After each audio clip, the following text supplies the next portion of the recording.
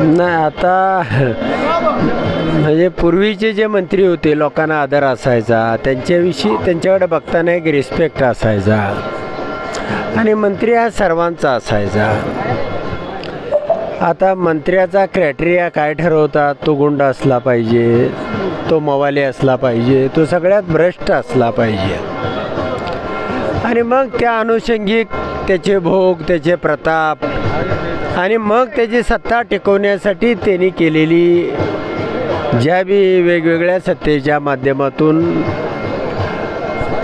त्याची कृष्णकृत्य असतील, अशा पद्धतीच्या लोकांना जर ही मंत्रिपदं मिळाली, एक मुळातच ही सरकार येतानाच हे मत चोरीतून आलेलं आहे, EVM फ्रॉड करून आलेला आहे आणि त्या विरोधामध्ये माझा लढा सुरू आहे. पारदर्शक मत हा माझा अधिकार आहे आणि तो मी मिळवणारच. त्यासाठी वाटेल तो संघर्ष करावा लागला, प्रसंगी रक्त सांडावं लागलं. कुठलीही क्रांती रक्त मागते, पण ती देण्याची सुद्धा या देशासाठी, या राज्यासाठी माझी तयारी आहे आणि पारदर्शक मतदान हा हक्क मी मिळवल्याशिवाय राहणार नाही. जे माझ्या बाबतीमध्ये घडलं, जे महाराष्ट्रा बाबतीमध्ये घडलं, हे देशामध्ये अनेक ठिकाणी घडतं आहे आणि अशा पद्धतीमध्ये इलेक्ट्रॉनिक EVM म्हणजे इलेक्ट्रॉनिक वोटिंग मशीन हे असताच कामा नये. कोणाचंही मत त्याला गेलेलं सहज समजलं पाहिजे. माझ्यासारख्या जर उच्च विद्याभूषित गोल्ड मेडलिस्ट माणसाला माझं मत चोरीला गेलेलं कळत नसेल तर रानावनामध्ये अशिक्षित, अडाणी, शेतमजूर, गरीब माणसाला त्याचं मत गेलं कुठं कळणार कसं? आणि म्हणून या पद्धतीनं या देशामधली ही जी EVMच्या माध्यमातून मतचोरी आहे ती थांबवणं, यासाठी माझी ही लढाई या पुढच्या काळामध्ये सुरू होईल.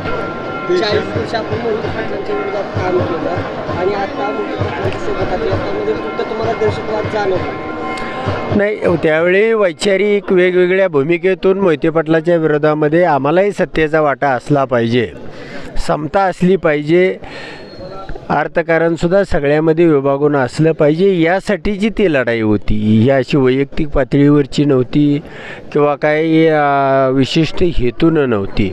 आमची भाषणं मागच्या 25 वर्षापूर्वीची काढा, त्याच्यानंतरची काढा, पण अशा पद्धतीनं म्हणजे त्यावेळेला तर मोहिते पाटलाचा सत्तेचा सर्वोच्च काळ होता, ज्या वेळेला मी वेळापूर गावचा सरपंच झालो. दहशत असती तर मी वेळापूर, त्यांचं जन्मगाव आहे, मी सरपंच झालो नसतो. देशाने जर अनेक प्रकारच्या दहशतवादाच्या रंगाच्या बाबत बोलणं झालं, तुम्ही आज नवीन सरकारी दहशतवाद शब्द वापरला, काय नेमकं? नाही, आता हे तुम्हालाही वार्ताहरांना किंवा या मीडियाना, इलेक्ट्रॉनिक असेल, प्रिंट मीडिया असेल, तुम्हालाही माहिती आहे की सरकारच्या माध्यमामधून दहशतवाद हा किती पराकोटीला गेलेला आहे आणि सरकारी दहशतवाद काय तो क्रिमिनल पुरताच मर्यादित आहे. अकलूजच्या विकासाचा 10 कोटी रुपये हे का दाबून ठेवलेत, का सोडले जात नाहीत आणि मग कधी सोडणार आहे? 5 वर्ष पूर्ण झाल्यानंतर, तुमचे मंत्रिपद गेल्यानंतर कधी सोडणार आहात तुम्ही? इलेक्शन लागले की तुम्हाला विकास आठवतो, त्या ठिकाणी हे आठवतं. म्हणून हा जो दहशतवाद आहे हा क्रिमिनल बरोबर ह्या दबावाचा सगळे अधिकारी, म्हणजे या राज्यातला एकही अधिकारी यांच्याबरोबर काम करायला तयार नाही. इथला तहसीलदार असू द्या, कृषी असू द्या, भयानक अशा म्हणजे मानसिकतेमध्ये आहेत की आपण हे पद सोडून द्यावं आणि कुठंतरी शांततेत आपलं जीवन जगावं, अशी परिस्थिती या सगळ्या पोलीस खातं तर हैराण आहे, बेजार आहे. जर गांजा पकडल्यावर सस्पेंड होत असेल तर या राज्यामधलं सरकारी दहशतवाद अजून ह्याच्यापेक्षा, आणि पुन्हा कामावर घेण्यासाठी 5-5 लाख रुपये, म्हणजे आता ह्याच्यापेक्षा दुसरा दहशतवाद काय असू शकतो? जानकर साहेब, नजरेत दहशतवादी कोण आहे सरकारी? आता सरकारी त्याचे जयकुमार गोरेवर आपण टीका केलेली आहे, माजी आमदार राम सातपुते यांच्यावर टीका केली आहे, त्या संदर्भात थोडं आमच्याकडे नाही, टीका कोणावर करावी यासाठी माझा जन्म नाही आणि मी अशा माणसांना कधी मोजतही नाही, पण ज्या वेळेला एखादा मंत्री कमरेखालची गोष्ट त्या ठिकाणी बोलतो, मंत्री म्हणून आपल्याला काय स्टेटस आहेत, काय इथिक्स आहेत, आपल्यामध्ये ती क्षमता कुवत नसताना मग ते दिलं गेलं का? आणि एवढ्या म्हणजे कमकुवत माणसाकडं अशी मंत्रिपदं दिली तर या राज्यामध्ये हाहाकार माजेल ना. म्हणून त्यांना मी त्यावेळी सांगितलं की बाबा तुमची जी कुवत आहे ती वाढवा, क्षमता वाढवा, तुमच्यामधलं पोटेन्शियल वाढवा, चांगुलपणा वाढवा, लोकांसाठी देण्यासाठी काहीतरी करा, लोकांच्या हितासाठी तुम्ही मंत्री झाला हे किमान दाखवा तरी, करू नका पण दाखवा तरी. आज 10 महिन्यामध्ये तुम्ही 10 रुपये या जिल्ह्याला दिले नाहीत. नुसत्या कागदाच्या प्रमा काढल्या म्हणजे विकास नव्हे. विकास करायचा असेल तर तुम्हाला अकलूज बघायला यावं लागेल आणि ते बघण्यासाठी तुम्ही अनेक वेळा आलाय. तुम्हाला खासदार व्हायचं होतं, आमदार व्हायचं होतं. अकलूज नगर परिषदेच्या निवडणुकीमध्ये EVM मध्ये गडबड होऊ शकते का?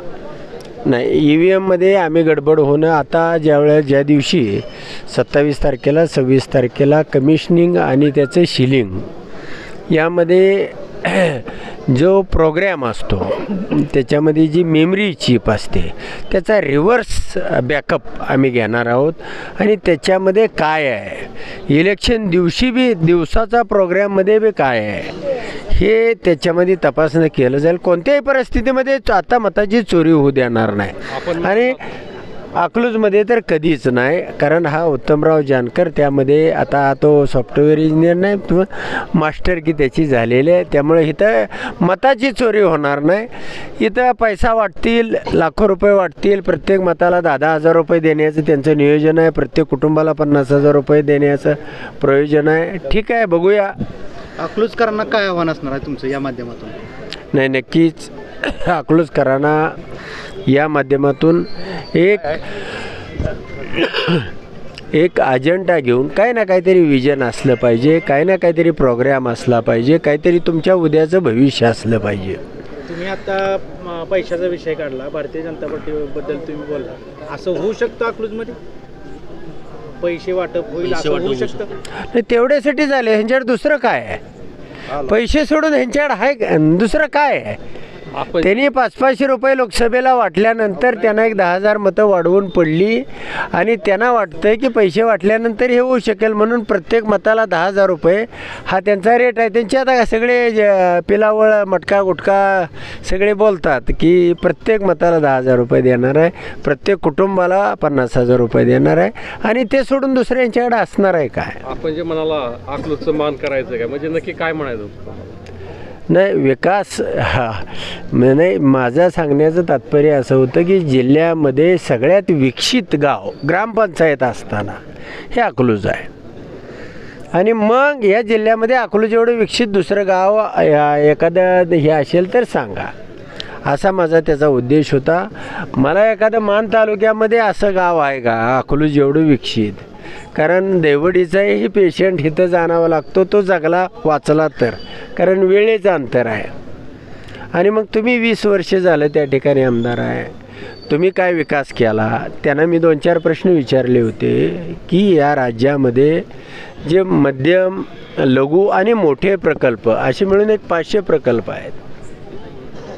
तुमच्या 11 वर्षाच्या काळामध्ये एखादं धरण बांधलं आहे असं त्याचं नाव सांगा.